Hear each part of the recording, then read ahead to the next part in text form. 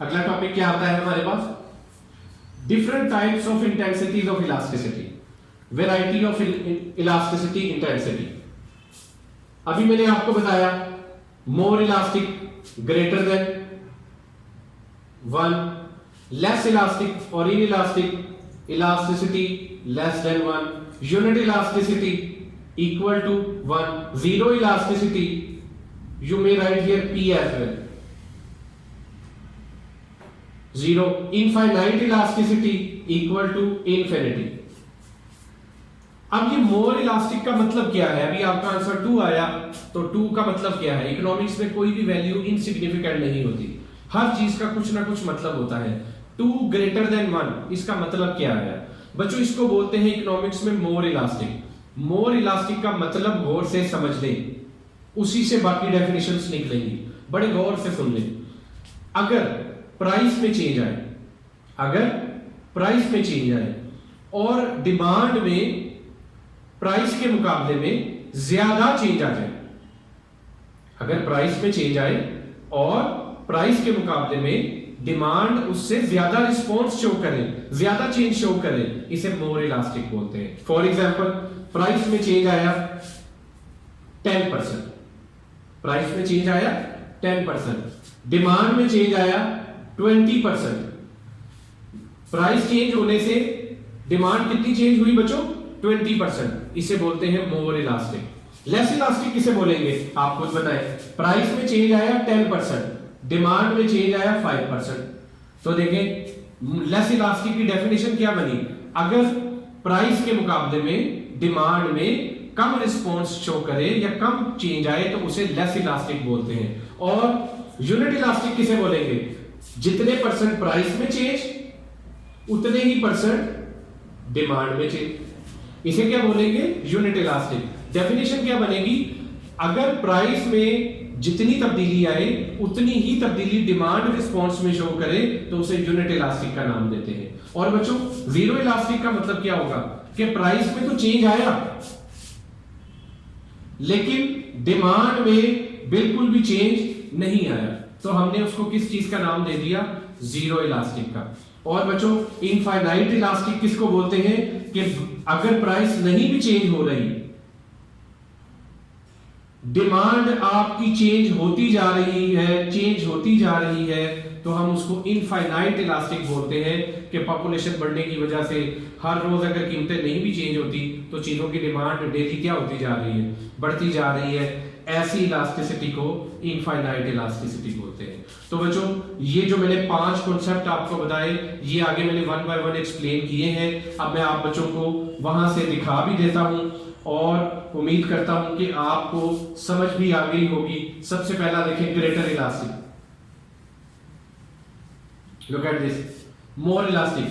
If the proportionate percentage change in demand, demand में ज्यादा तब्दीली आई किसके मुकाबले में? प्राइस के मुकाबले में। और इसको किस तरह रिप्रेजेंट करते हैं? देखें 65 से 80 प्राइस चेंज हुई, डिमांड आपकी 50% से भी ज्यादा कम हो गई, तो बच्चों इसे जो है हम नाम देते हैं मोर इलास्टिक का। तो बेटो देखें जब आप इसका कर्व ड्रॉ करेंगे तो सेम लॉ ऑफ डिमांड वाला जो है वो टेबल है, ये बार बार जो है ये टेबल और डायग्राम्स जो है वो ड्रॉ नहीं होती। आपको मैं पहले भी सिखा चुका हूं। Y axis, X axis, price आपकी मैक्सिमम जहां तक 80 तक है लिख ले, डिमांड आपकी मैक्सिमम 110 तक है वो लिख ले। तो देखें 65 को 65 को 110 से मिलाए, ये पॉइंट आ गया। 80 को 50 से मिलाए, ये पॉइंट आ गया। आपने जब इन पॉइंट्स को मिलाया आपके पास लॉ ऑफ डिमांड जो डिमांड कर्व आया। सिर्फ और सिर्फ यहां जो चीज सीखने वाली है, मोर इलास्टिक या ग्रेटर इलास्टिक का कर्व कैसा होता है? फ्लैटर। कैसा होता है बेटो? फ्लैटर। और उसका टेबल कैसा होता है? प्राइस के मुकाबले में डिमांड में ज्यादा चेंज आनी चाहिए। अब ये कैसे नजर आएगा कि यहां प्राइस के मुकाबले में डिमांड में ज्यादा चेंज आया है? उसे आपने ऐसे नहीं देखना कि 65 और 80 में 15 का फर्क आया और 110 और 50 में जनाब कोई 60 की तब्दीली आई तो ये ज्यादा ग्रेटर है। नो, आपने इस टेबल को परसेंटेज में मेजर करना है, प्राइस को भी इसी फार्मूले की मदद से डेल्टा पी ओवर पी। तो आपको प्राइस में चेंज मैयर हो जाएगा। और यहां क्या मैयर करेंगे, डेल्टा क्यू ओवर क्यू। तो किस में मैयर हो जाएगी चेंज, क्वांटिटी में। दोनों की परसेंटेज कंपेयर करके देखिएगा किस में ज्यादा चेंज आया, तो वो आपको नजर आएगा कि डिमांड में ज्यादा चेंज आया। तो बच्चों ये वाली वैल्यू मैं आपको मैयर करके दिखाई देता हूं। इसके बाद लेस इलास्टिक की, यूनिट इलास्टिक की, बाकी तमाम जो वैल्यूज हैं वो आप बच्चे मैयर करेंगे सेम तरीके से। देखो बेटो, प्राइस में कितने का चेंज आया, 15 का, और क्यू में कितने का चेंज आया, 60 का। हम अपनी फार्मूले की मदद से वैल्यू मैयर करते हैं। Change in price delta P 15 और ओरिजिनल प्राइस कितनी थी बेटो, 65। इन दोनों को बेटो करें डिवाइड। जब आप इन दोनों को डिवाइड करेंगे तो आपके पास एक परसेंटेज आएगी, और फिर आप इसी तरह डेल्टा क्यू ओवर क्यू को डिवाइड करें, आपके पास आएगा डेल्टा क्यू की जगह 60 डिवाइडेड बाय आपके पास जो क्यू की वैल्यू है वो है 110। तो आप इन दोनों को डिवाइड करें जल्दी से कैलकुलेटर पर, आपको पता चले आपके पास क्या वैल्यू आती है। स्टॉप करें। जब आपने इन वैल्यूज को डिवाइड करके देखा तो आपने देखा कि प्राइस में चेंज आया 23% और डिमांड में कितना चेंज आया बेटा, 55%। तो किस में ज्यादा चेंज आ रहा है, डिमांड में। जब प्राइस के मुकाबले में डिमांड में ज्यादा चेंज आएगा तो उसे ग्रेटर इलास्टिक डिमांड बोलते हैं, और उसका कर्व देखें कैसा होगा, फ्लैटर, मोर फ्लैटर। और डायग्राम में कैसे रिप्रेजेंट हो रहा है, प्राइस में कम चेंज है, डिमांड में ज्यादा चेंज है। यहां पर परसेंटेज में मेजर करना है, न्यूमेरिकली नहीं देखना कि 15 का डिफरेंस है और 60 का डिफरेंस है। इसको पहले कन्वर्ट करना है बेटे किस पर, परसेंटेज में। जब आप परसेंटेज में कन्वर्ट करेंगे तो पता लगेगा कि ग्रेटर इलास्टिक है या लेस इलास्टिक है। तो बच्चों इससे आगे का काम अब आपका खुद का है, लेस इलास्टिक को मेजर करना, यूनिट इलास्टिक को मेजर करना, जीरो इलास्टिक को मेजर करना, इनफिनिट इलास्टिक को मेजर करना। लुक एट दिस, ये देखें, ये मैंने मेजर करके रखा, ये देखें बच्चों, अगर प्राइस के मुकाबले में डिमांड में कम चेंज है, देखें प्राइस में ज्यादा चेंज आ रहा है, डिमांड में कम चेंज आ रहा है। प्राइस में कितने परसेंट चेंज आया, 40%, और डिमांड में कितने परसेंट चेंज आया, सिर्फ 10%। लॉ ऑफ डिमांड गलत नहीं होना चाहिए, प्राइस बढ़ रही है तो डिमांड क्या होनी चाहिए, कम होनी चाहिए। तो बच्चों सेम मेथड से मैंने अभी जिस तरह आपको मेजर करके दिखाया आप मेजर करें, तो प्राइस के मुकाबले में डिमांड में कम चेंज आ रहा है, इसलिए इसे इनइलास्टिक या लेस इलास्टिक डिमांड बोलते हैं, और इसको लिखते हैं इलास्टिसिटी लेस देन 1।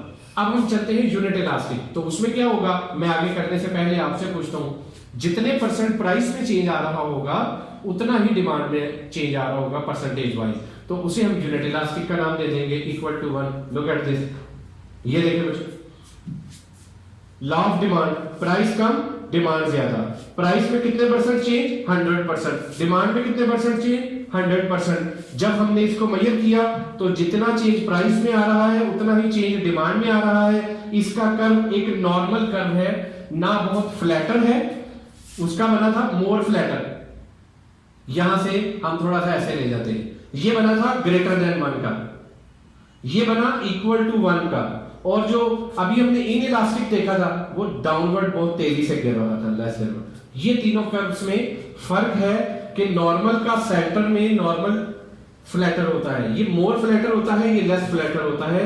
तो बच्चों ये जो इंटेंसिटी थी ये आपको सिखाना बहुत जरूरी थी, और उम्मीद करता हूं कि इनकी पैमाइश करना आपको आ गई है। उसी फार्मूले से मेजर किया है जो मैं आपको 2 बार सिखा चुका हूं। ये मेजर हुआ है डेल्टा पी ओवर पी से, और ये मेजर हुआ है डेल्टा क्यू ओवर क्यू से। तो इसमें भी 100% चेंज आया और इसमें भी 100% चेंज आया, इसलिए इसको बोलते हैं प्राइस इलास्टिसिटी इक्वल टू 1। तो अब हम देखते हैं जीरो इलास्टिसिटी क्या होगी बच्चों। सिंपल, प्राइस में तो चेंज आ रहा है लेकिन डिमांड में चेंज नहीं आ रहा, तो जब इसका कर्व बनाएंगे तो डिमांड में चेंज नहीं आना चाहिए। Look at this, here is demand, here is price. Price तो चेंज हो रही है डिफरेंट लेवल्स, लेकिन डिमांड में किसी किस्म की कोई चेंज नहीं आ रही, तो ऐसा कर्व वर्टिकल होता है। इसको बोलते हैं elasticity of demand equal to zero.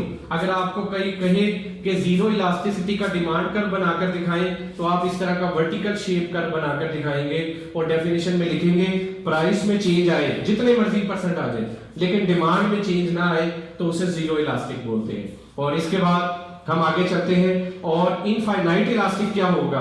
Opposite to zero. Price में तो चेंज नहीं आया, कितने परसेंट आया? 0%, लेकिन डिमांड जो है आप देखें आपकी बढ़ती जा रही है, बढ़ती जा रही है। तो पहले आपने डिमांड चेंज नहीं किया था तो कर्व वर्टिकल बना था, अब आपने प्राइस चेंज नहीं करनी तो आपका कर्व किस शेप में बनेगा? हॉरिजॉन्टल शेप में। लुक एट दिस, प्राइस में चेंज नहीं आ रहा, डिमांड आपकी बढ़ती जा रही है, बढ़ती जा रही है, बढ़ती जा रही है। आप इन ए बी सी पॉइंट्स को मिलाएं तो जो कर्व बना ये है इलास्टिसिटी इक्वल टू इंफिनिटी। ये इंफिनिटी का सिंबल है, दैट इज डाउन टू 8। तो इस इंफिनिटी का मतलब है अनलिमिटेड चेंज, इनफाइनाइट चेंज। तो बच्चों ये थी वो डिफरेंट इलास्टिसिटी जो आपको सिखाना बहुत जरूरी थी और मैंने आपको इन्हें अच्छी तरह इलेबोरेट किया।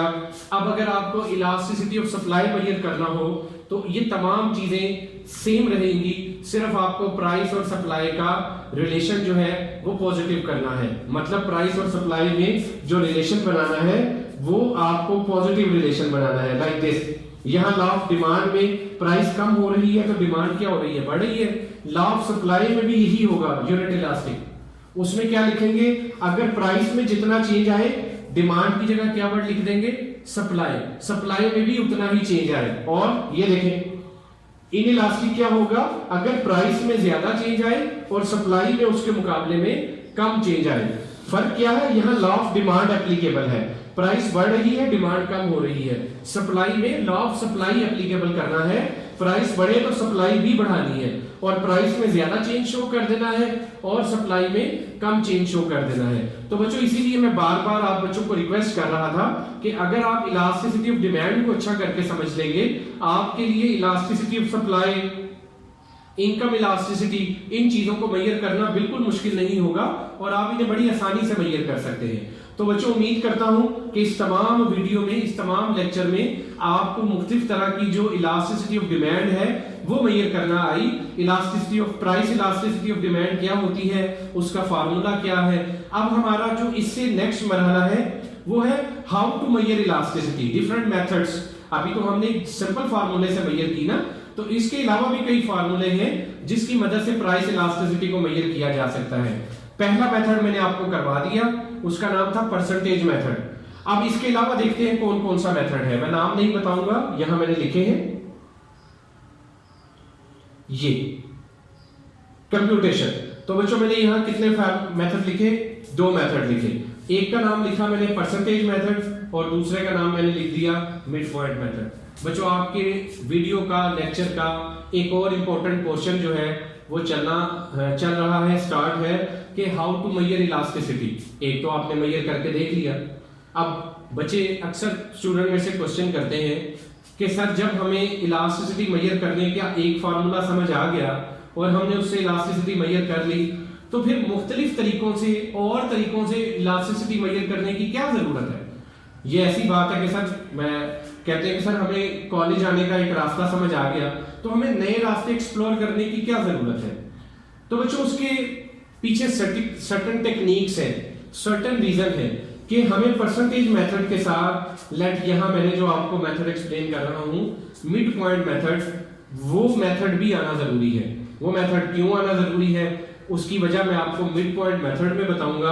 अभी हम सबसे पहले परसेंटेज मेथड को देखते हैं। तो बच्चों परसेंटेज मेथड अभी जो पहले मैंने डेफिनेशन में एक्सप्लेन किया, percentage change in demand due to percentage change in price, और सेम जो अभी मैंने परसेंटेज मेजर करके दिया delta Q over Q divided by delta P over P multiply by 100, जो परसेंटेज में हमने वैल्यूज निकाली उसे ही परसेंटेज मेथड बोलते हैं। मैंने प्रीवियस एग्जांपल ही यहां पर कोट की है। ये देख, in this method price elasticity of demand can be measured with the percentage changes in demand and price, वही formula. Same formula delta Q over Q, ये परसेंटेज मेथड ही है, क्योंकि हमने डेफिनेशन में भी तो यही परसेंटेज शो की थी। अच्छा, फिर देखें इसकी मेजरमेंट, मैंने सेम वैल्यूज ली ताकि आप बच्चों को परेशानी ना हो। सेम जो मैंने टेबल था उसी टेबल को मैंने एक्सप्लेन करके उसी टेबल से दोबारा आपको वैल्यूज निकाल के दी, और मैं आपको ये तमाम बातें वीडियो में सिखा चुका हूं कि यहाँ माइनस क्यों आएगा, इस माइनस का रोल क्या है, 2 ग्रेटर देन 1 का मतलब क्या है, मोर इलास्टिक क्या है, ये सब चीजें मैं आपको वीडियो में समझा चुका हूं कि मोर इलास्टिक का मतलब है प्राइस के मुकाबले में डिमांड में ज्यादा रिस्पॉन्स आया, ज्यादा रिएक्शन शो किया, प्राइस के मुकाबले में डिमांड में ज्यादा चेंज आई, उसे मोर इलास्टिक बोलते हैं। तो बच्चों ये तो था पहला मेथड। अब हम चलते हैं number 2 method, mid point method. बच्चों मिड पॉइंट मेथड और परसेंटेज मेथड में एक जबरदस्त सा क्लैश है, एक जबरदस्ती टेक्निक है, और वो ये है कि जब हमें 2 पॉइंट्स लाइक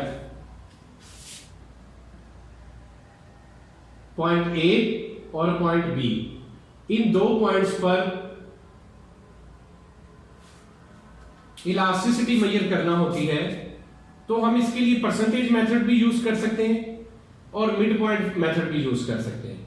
लेकिन जब हम परसेंटेज मेथड यूज करते हैं तो उसमें एक एनॉइंग, एक डिस्टर्बिंग प्रॉब्लम क्रिएट होती है। वो प्रॉब्लम क्या क्रिएट होती है, जब हमने ए से बी इलास्टिसिटी मेजर की, उसका एक रिजल्ट आया greater than 1, less than 1, whatever, लेकिन जब उन्हीं वैल्यूज को बी से ए मेजर किया तो रिजल्ट उलट हो गया, आल्टर हो गया, चेंज हो गया। ऐसा क्यों हुआ? Same values, same data.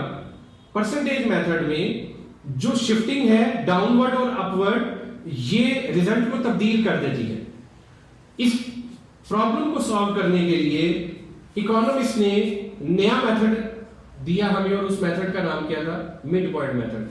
ये मिड पॉइंट मेथड में चाहे आप A to B elasticity measure करें या B to A elasticity measure करें, इस मेथड में आपके रिजल्ट में चेंज नहीं आएगा। अगर A to B elasticity of demand greater than 1 थी तो B to A B elasticity of demand क्या निकलेगी? ग्रेटर देन 1 निकलेगी। जबकि परसेंटेज मेथड में ए टू बी अगर इलास्टिसिटी ग्रेटर देन 1 निकल रही थी तो कुछ डेटा ऐसे थे जिन पर जब B to A percentage method से इलास्टिसिटी मेजर की गई तो वो ग्रेटर देन 1 की जगह इक्वल टू 1 हो गई या लेस देन 1 हो गई। तो इस प्रॉब्लम को टैकल करने के लिए मिड पॉइंट मेथड यूज किया जाता है। बहुत आसान मेथड है, वेरी सिंपल। मिड पॉइंट का मतलब क्या होता है? सेंटर पॉइंट, 2 वैल्यूज के दरमियान में एवरेज निकालना। ए और बी को जमा करें और 2 पर डिवाइड करें तो आपके पास मिड पॉइंट वैल्यू या मिड पॉइंट मेथड निकल आता है, जिसे हम एक्सप्लेन करते हैं। देखें वैसे यही बात मैंने यहां लिखी भी है, आप अगर स्लाइड पर देखते हैं तो देखें। फर्ज करें हमारे पास 2 पॉइंट थे, वो मैं टेबल की शक्ल में लिख देता हूं क्योंकि आप बच्चों को ज्यादा टेबल की शक्ल में वैल्यू समझ आती है। आपकी प्राइस थी 4, आपकी क्वांटिटी थी 120, प्राइस बढ़कर हो गई 6, बढ़ गई ना? डिमांड कितनी रह गई? 80। ये पॉइंट ए के थे, दोनों पॉइंट्स ए पॉइंट पर, और ये 2 पॉइंट्स किसके हैं? बी के। तो बच्चों हम इन दोनों पॉइंट्स की ए टू बी और बी टू ए दोनों पर इलास्टिसिटी परसेंटेज से मेजर करके देखते हैं हमारे पास क्या आंसर आता है। देखें बच्चों,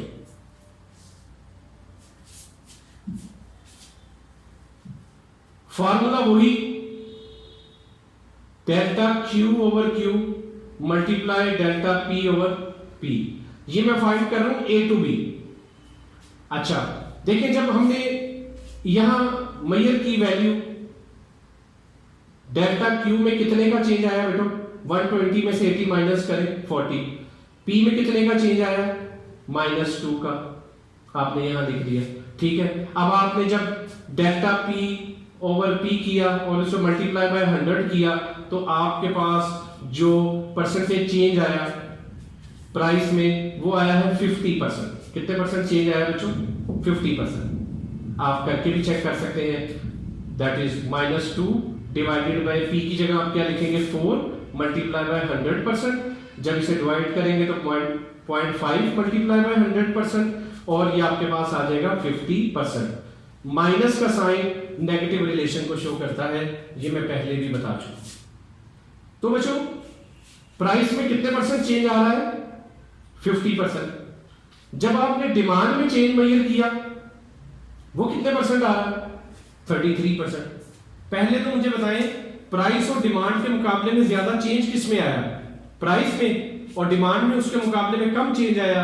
ये जो एक्सप्लेनेशन है ये लेस इलास्टिक डेटे की या inelastic lesser elastic less than 1 डेटे की जो है वो पैमाइश है। तो जब हमने इस फार्मूले में डेल्टा क्यू ओवर क्यू के जो चेंज है दैट इज 33, उसको डिवाइड किया डेल्टा पी ओवर पी 50% पर चेंज पर, दोनों को डिवाइड किया 0.6 लेस देन 1 लेस इलास्टिक, हमारे पास आंसर आ गया। ये हमने इलास्टिसिटी मेजर की परसेंटेज मेथड से from point A to B. अगर यही इलास्टिसिटी सेम डेटे की बी टू ए मेजर करें, बी टू ए मेजर करें तो कुछ इस तरह का बनेगा।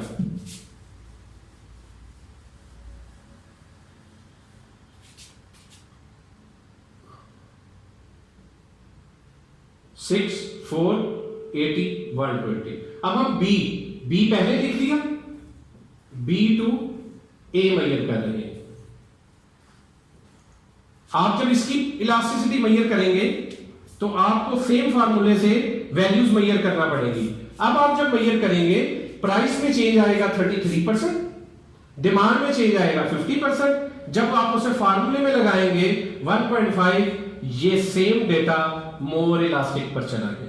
तो यही वो प्रॉब्लम थी जो मैं आप बच्चों को सिखा रहा था कि बाजुकात परसेंटेज मेथड में पॉइंट चेंज करने से सेम डेटा सेम वैल्यू जो है, चेंज तो वही आया प्राइस में 6 से 4 का, पहले 4 से 6 दो की तब्दीली नजर आ रही है, लेकिन परसेंटेज में उसने लेस इलास्टिक से मूव कर दिया मोर इलास्टिक पर। अब यही डेटे को मिड पॉइंट से मेजर करेंगे तो आप देखेंगे चाहे ए टू बी मेजर करें चाहे बी टू ए मेजर करें, जिस तरीके मर्जी से मेजर करें, दोनों सूरतों में जो रिजल्ट है वो सेम आएगा और जो पहले रिजल्ट आएगा वही आंसर सेकंड टाइम भी रिप्रेजेंट होगा। तो बच्चों मिड पॉइंट के लिए जो फॉर्मूला यूज करना है वो मैंने आप बच्चों को लिख दिया। सबसे पहले आपको इसका फॉर्मूला आना चाहिए।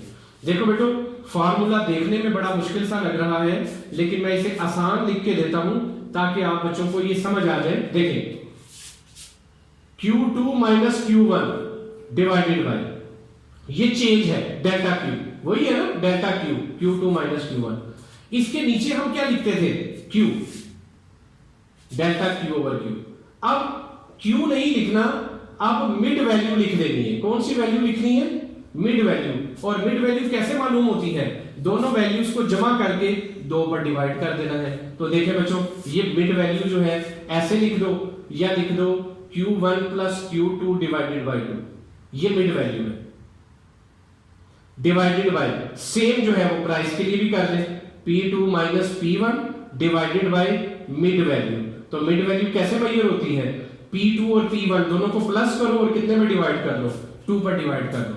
तो बच्चों फार्मूला वही है, सिर्फ डेल्टा Q के नीचे जहां P लिखते थे परसेंटेज में, उसकी जगह मिड पॉइंट मिड वैल्यू की जो है मैंने Q1 plus Q2 divided by 2 लिखा और इसी तरह P1 plus P2 divided by 2 लिखा। तो बच्चों हम इस फार्मूले को अभी जो डेटा हमने दिया था उसी की मदद से मेजर करेंगे और देखेंगे हमारा रिजल्ट क्या आता है। तो देखें बेटो इस खाली शीट पर मैं आपको मेजर करके दे रहा हूं ताकि आपको समझने में आसानी हो। लुक एट दिस, P और Q 4 और 6 लिया था और जो दूसरी वैल्यूज ली थी हमने वो ली थी 120 और 80।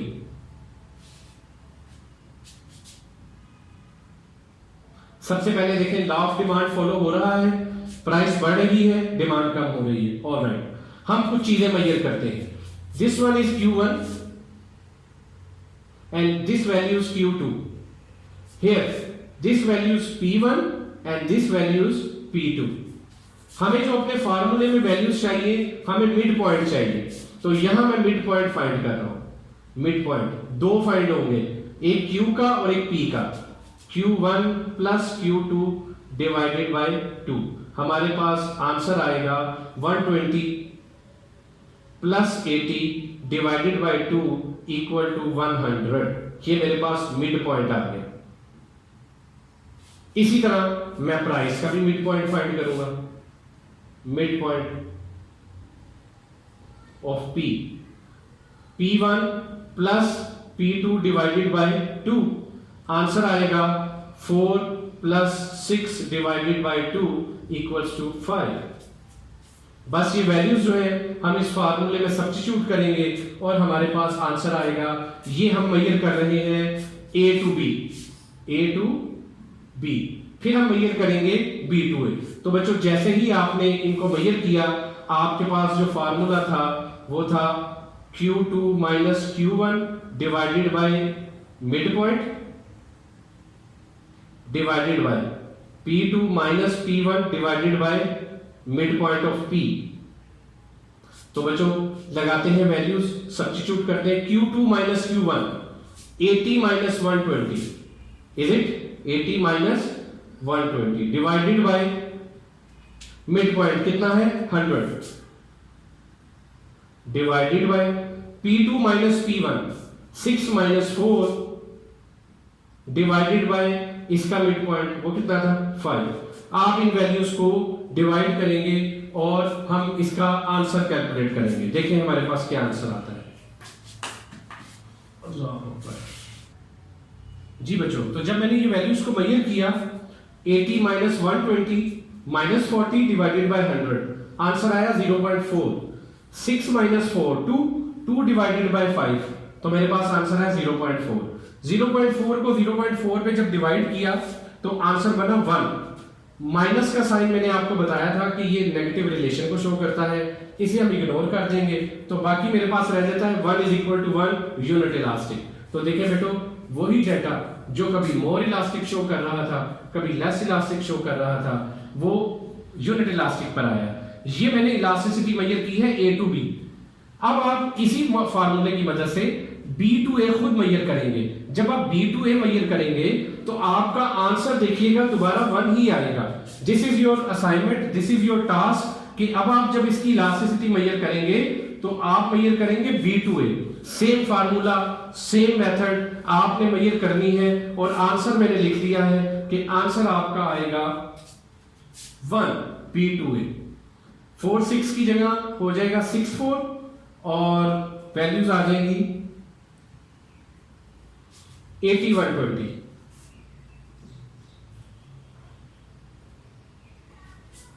प्राइस कम, डिमांड ज्यादा। ये Q1, ये Q2, ये P1 और ये P2।